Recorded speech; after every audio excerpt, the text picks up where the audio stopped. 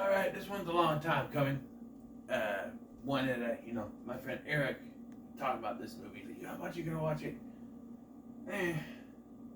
And what I was looking up eBay. What movies can I do? And this was one of them. Wolf Creek. I heard about Wolf Creek. James A. Janice, Dead Meat, was doing this for the kill count, and I thought, I think it's about time. And it's telling me it's about time. I ordered it a week before he was going to do it, and it came the day after he did the kill count for it. So it was really weird. But yeah, then I just watched it now for the first time. So Wolf Creek is an Australian horror film directed by Greg McLean, starring John Jarrett as sadistic Mick Taylor. And I get this out. His name is spelled differently.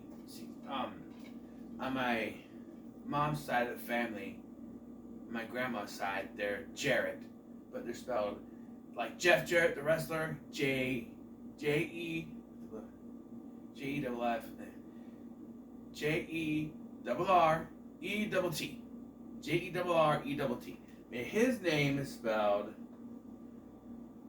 J A double R A double T. So actually it's J A double R E double T. So there's just an extra A. I spelled it wrong. But yes. Plot crunch for you. 3 friends go on a trip on the Australian outback and encounter Mick Taylor, who sadistically, brutalizes them. What do they call it? Mutilates them. And, yeah. With that kind of story, with that kind of plot, you're thinking, ooh, that could be cool. But the stuff I told you about, like the mutilation and the tortures and the suspense and the killing and stuff, doesn't happen until about halfway through the movie. The first half of this movie is getting to know our characters, thinking around, thinking about how there's this love triangle that doesn't really go anywhere. Talking to people. The first half is just blah blah blah, basically. Exposition and love triangle that ends up not going anywhere, really. So it's not really important to get invested, but I do like the actors and the dialogue between them, at least, not some of the people they meet. Like there's this guy that Ben buys the car from. It's Ben, Christy, and Lizzie, right? And Ben buys this. The first scene is Ben buying a car from this guy, and this guy's like, "Oh, you got 2 gals, 2 Shaylas? They get them a little easy there." And it's like, And then when they're in the bar later, there's these guys.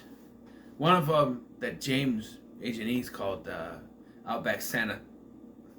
Outback Santa? It too?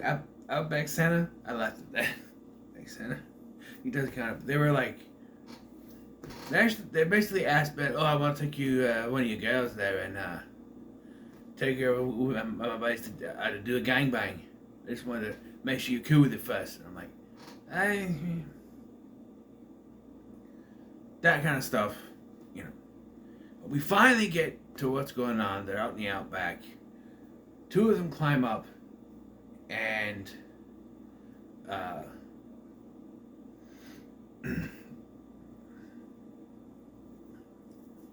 Ben and Lizzie climb up, and they have a little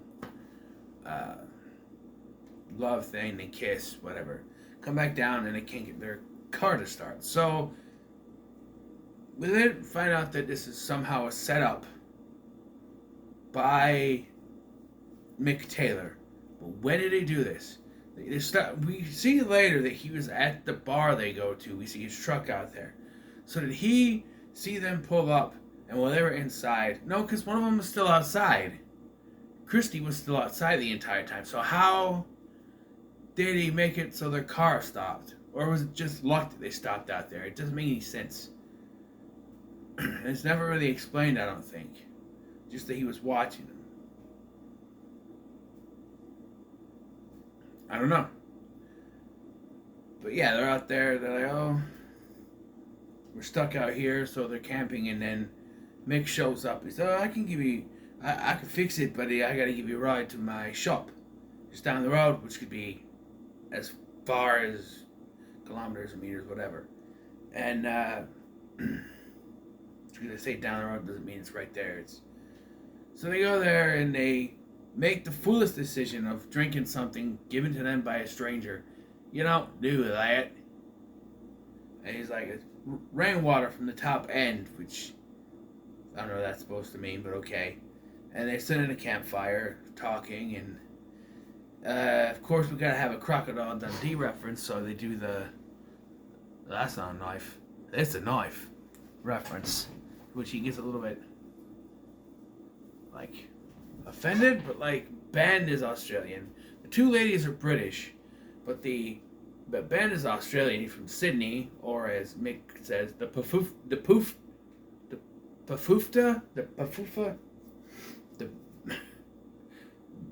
Poofta, capital of Australia.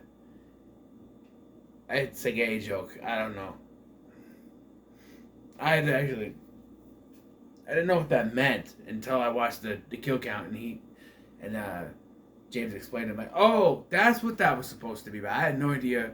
But I understand why Ben got offended. But he's with two women. You think maybe that's not the case. And so they fall asleep. And what happens is we take turns following each character, because we wake up with Liz. She's tied up in a garage or something. She gets loose, which means that she wasn't put in there sturdy enough to begin with. Mick's supposed to be an out back person, right? A hunter, and you can't tie her up, right? She hears screaming, and of course it's Christy. And let me tell you, I had to mute my TV because this is the most, and apparently it's the people on the shoot too. This is the most insufferable thing in the movie. It's Christy constantly screaming. She's got a gag on her mouth, but she's constantly screaming, and to the point it was getting to me. So I had to mute it and wait till it kind of settled down before I had to unmute it, because it was too much. Good for the actress, but it was way too much. So basically, we have a showdown. She blows up the truck or whatever with a thing of propane. Excuse me. The thing about propane is never light it on fire. And I did when it went off. I went ha ha ha or whatever he said. Whoa whoa whoa whoa. This little ha ha ha. This little thing when it went off because of propane. Ha ha. Yeah. I love the King of the Hill, man. I got the first 4 seasons on DVD. I'll never get them all because I know they stopped making them after a certain while. But shows will go on for a long time. But anyway, so yeah, eventually Liz is able to save Christy, but and gets her to a safe spot up on a mountain or something. Tells her to stay there. She has to go back for Ben and get a car to escape, whatever. This proves to be her undoing. She shoots Mick at one point in his house. She gets away from him. She shoots him in the neck. And, she tries to go for a double tap. Only had 1 bullet in there. So he says the only bullet in there, and he used it. Well, technically there's only 1 bullet in there now, but, But she finally gets a car that starts, and Mick is there. Stabs her. She dies. Cuts back to Christy, right? And she's on this mountain. She was told to stay there. All of a sudden she wakes up. She's like, Liz? And she leaves the mountain, walks onto the road where she comes across this. My nose itches. Comes across this guy driving, who goes to help her, but then he's shot because Mick is somehow there. I don't know how he got there, but he's there. And, yeah. So, this guy's dead. And then Christy gets in the car, starts to drive away. Mick shoots out the tire. She rolls into a ditch, and then he kills her. And I was like, and then he puts their bodies in the car, sets it on fire.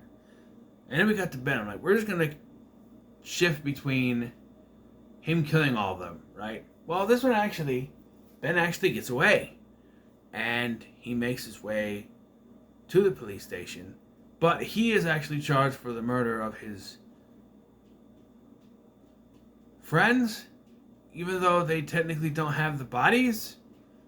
There's no evidence, but he says they were killed, but he's charged for it, even though there are no bodies. But because he went in there with two friends and came out without him, he must be guilty. And I guess he sat in police custody for 4 months before they decided he was innocent. Okay. And yeah, that's it. We end with Mick Taylor walking into the sunset. Because there's a sequel, which I'll get to eventually. I don't have it right now. It's an eventuality for a little something I like to call Sequelathon 2, which is in the works. I don't have everything set in stone yet or when it's going to happen, but, Otherwise, this was pretty good.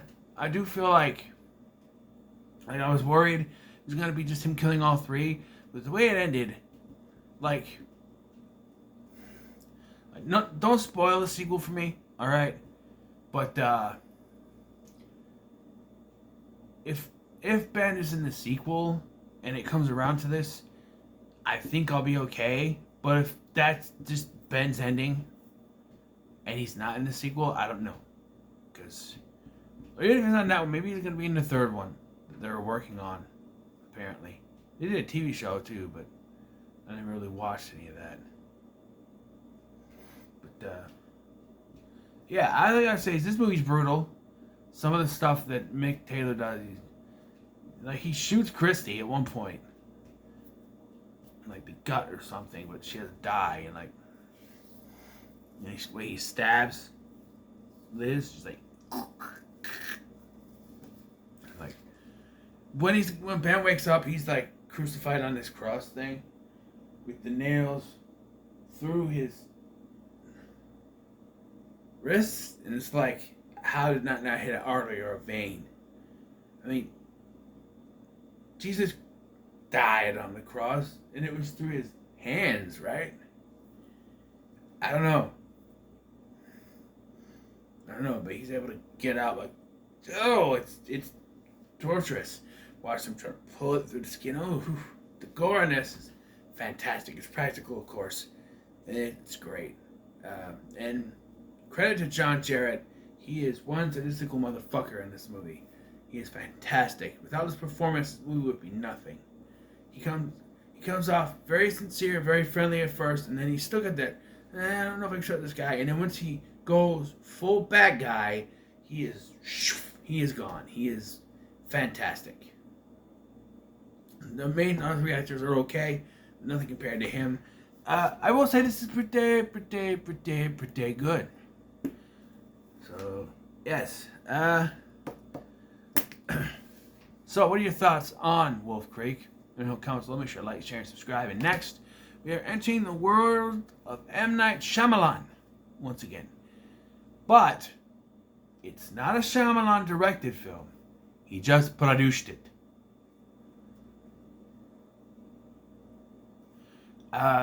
Till then, make sure to like, share, and subscribe. Thanks for watching. I've been Scotty, and I'll see you in the next one.